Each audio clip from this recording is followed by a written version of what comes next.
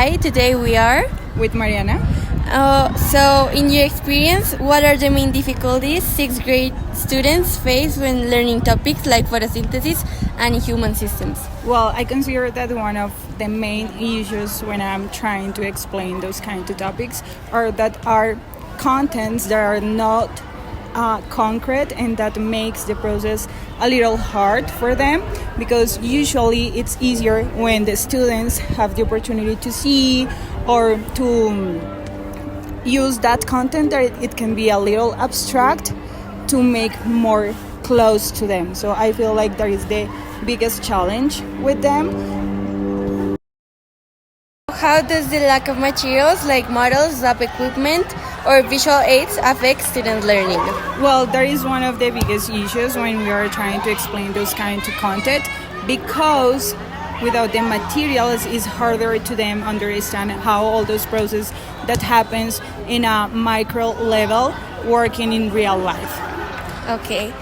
What kind of learning tools like charts, experiments, digital apps, or models would make the biggest difference in helping students understand these topics? Well, this will make a really big difference, because if we can use models, experiments, or use another material during the classes, I'm sure they will understand much better those concepts.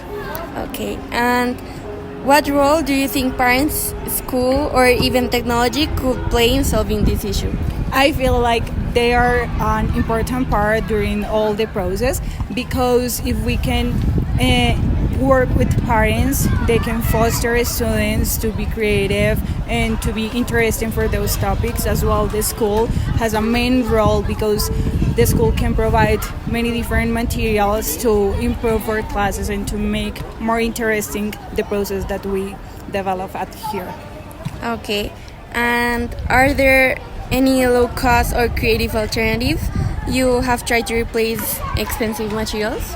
Well, yeah, some of the alternatives that I have been using as a teacher are experiments that we can do in our lab with the things that we already have, or using organic materials that we have around us, as well as the elements that many students has at home and that they can bring to the school to make these experiments. Okay, and to finish this interview, how could students themselves be more involved in finding solutions? Well, I feel like the students can be more involved when they are interested and when they are curiosity about the topics or the contents that we are talking. So they can for sure be involved proposing things that they would like to do, and that we can find ways to make possible. Okay, thanks. You're welcome.